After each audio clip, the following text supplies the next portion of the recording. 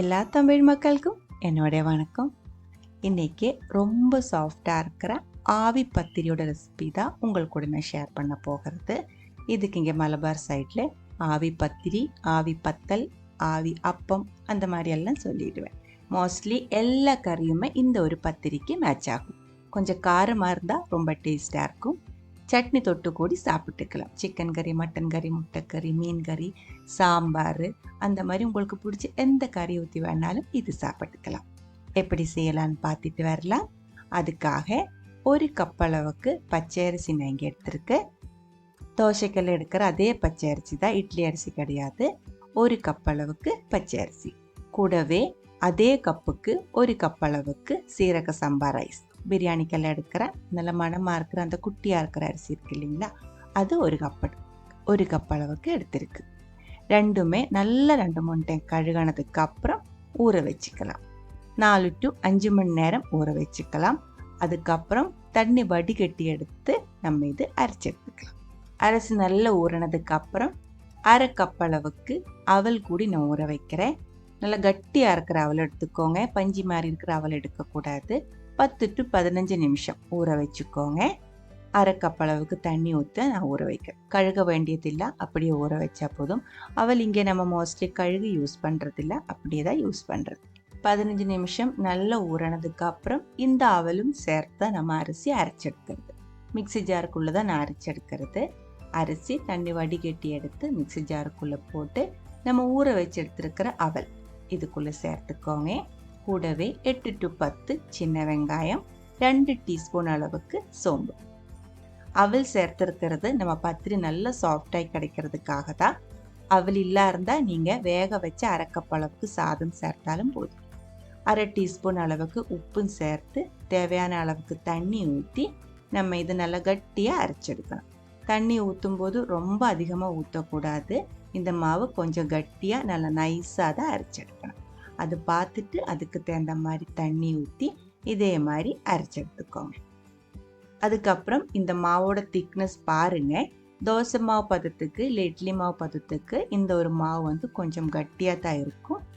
நம்ம பத்திரிக்கு மாவு இந்த மாதிரி இருக்கக்கூடாது. கொஞ்சம் லூஸாக இருக்கிற மாவு தான் பத்திரிக்காக தேவைப்படுது. அதனால நம்ம இதில் தேங்காய் பால் ஊற்றுறேன்.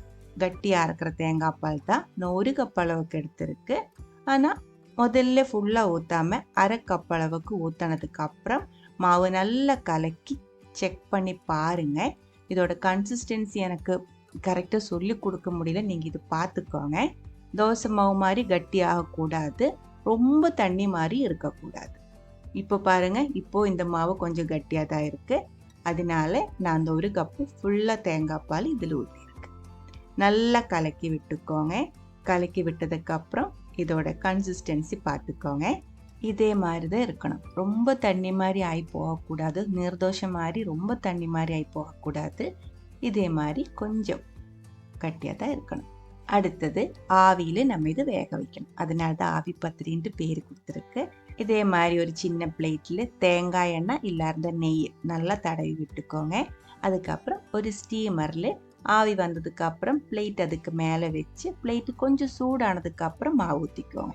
மாவு ஊற்றும் போது கட்டி கம்மியாக தான் ஊற்றணும். நீங்கள் எடுத்துருக்கிற பிளேட்டோட சைஸை பார்த்துட்டு ஒரு சின்ன லேயர் வர்ற அளவுக்கு மட்டும் மாவு ஊற்றினா போதும். 5 to 6 நிமிஷம் மீடியம் லோ ஃப்ளேமில் வேக விட்டதுக்கு அப்புறம் நம்ம இது எடுத்துக்கலாம். ஆவி பத்திரி ரெடியாக இருக்குது. ஒரே மாதிரி இருக்கிற 2-3 பிளேட்டெல்லாம் இருந்துச்சுன்னா ஒன்று ஆறுறதுக்குள்ளே அடுத்தது இதே மாதிரி ஊற்றி வச்சுக்கலாம். நல்லா ஆறினதுக்கு அப்புறம் நம்ம இது சீக்கிரம் எடுக்க முடியும். சூடோடு எடுத்துருச்சுன்னா பிளேட்டில் ஒட்டி நிற்கும். அதனால் ஆறுற வரைக்கும் வெயிட் பண்ணிக்கோங்க. அதனால தான் சொன்னேன், 2-3 பிளேட் ஒரே மாதிரி இருந்துச்சுன்னா நல்லாயிருக்கும். ஆறும்போது நம்ம இதை எடுத்துக்கலாம். அடுத்த பிளேட்டில் ஊற்றி மாவு வேக விட்டுக்கலாம். பாருங்கள், நம்ம முதல்ல செஞ்ச பத்திரி நல்லா வெந்திருக்கு, நல்லா சாஃப்டாக இருக்குது. இதோட சாஃப்ட்னஸ் காமிக்கிறதுக்காக தான் நான் இப்போ இது கையில் எடுத்து காமிக்கிறேன் எந்த அளவுக்கு சாஃப்டாக இருக்குது அப்படின்ட்டு.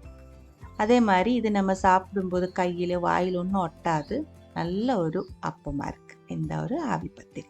தேங்காய் பால் ஊற்றி செஞ்சுருக்கிறதுனால இது கூட நல்லா காரமாக இருக்கிற மீன் கறி, சிக்கன் கறி, மட்டன் கறி இதெல்லாம் நல்லா சூப்பராக மேட்ச் ஆகும். இது இல்லாமல் வெஜிடேரியன்ஸுக்கு நம்ம இட்லி பொடி இருக்குது இல்லைங்களா, இட்லி பொடி தொட்டு கூடி சாப்பிட்டுக்கலாம். எந்த கறி வேணாலும் இது கூட பர்ஃபெக்டாக மேட்ச் ஆகும்.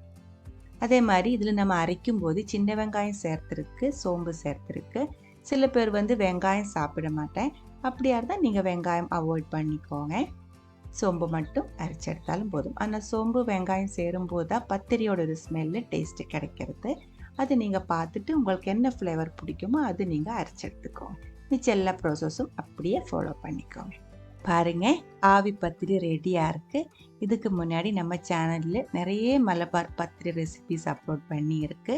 நைஸ் பத்திரி, செம்மீன் பத்திரி, பால் பத்திரி, தேங்காய் பத்திரி, கண்ணு வச்ச பத்திரி, அதிசய பத்திரி, அப்புறமா சிக்கன் சட்டி பத்திரி, ஸ்வீட் சட்டி பத்திரி, பொரிச்ச பத்திரி, நெய் பத்திரி, இந்த மாதிரி நிறைய பத்திரி வீடியோஸ் இருக்குது. அது ஒரு டைம் பார்த்துக்கோங்க. இந்த ஒரு ரெசிபி உங்களுக்கு பிடிச்சிருந்தா கண்டிப்பாக ட்ரை பண்ணி பாருங்கள். அதுக்கப்புறம் உங்களோட கமெண்ட்ஸ் எல்லாம் சொல்லிடுங்க. இந்த சமையல் பிடிக்கிற ஃப்ரெண்ட்ஸுக்கு மறக்காமல் ஷேர் பண்ணி விட்டுக்கோங்க. நீங்கள் இதுவரைக்கும் நம்ம சேனலுக்கு கொடுத்துட்ருக்கிற சப்போர்ட்டுக்கு ரொம்ப ரொம்ப நன்றி. உடனே பார்க்கலாம் இன்னொரு ரெசிபியோட. அது வரைக்கும் வணக்கம்.